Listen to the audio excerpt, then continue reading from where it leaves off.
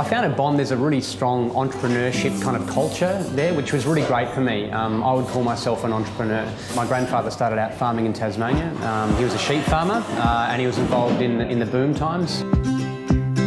Currently I'm involved with, I suppose, advising to CEOs and other industry stakeholders. I'm involved in the youth and agriculture space. I write regularly for Fairfax Agricultural Media and I was getting to a point where I was hitting a bit of a ceiling with where I could go, and well, I'd never studied before, so it was a pretty big eye-opener.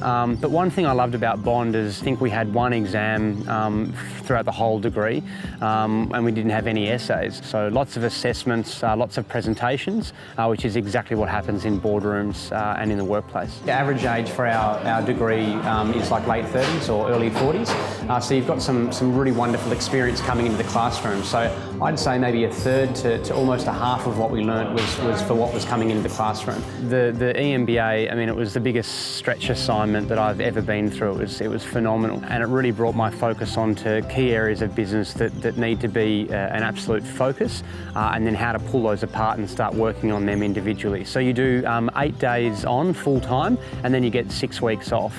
And that's why it enables you to go back home and run your job and run your business or whatever it may be, and of course do a few assignments, and then you go back for that other block. It's enabled me to have much higher level conversations in the industries and actually understand what's going on, you know, pull their strategy apart, pull their financials apart, and start seeing where we can make change and how we can influence and think outside the square a little bit. I'm looking at the industry in ways I've never looked at it before, and I'm really excited about that. I think time will tell. The guys that went to uni and expanded their mind and worked elsewhere and then went back home or went and ran a farm business, they'll always do well because they understand the market and they understand how business works.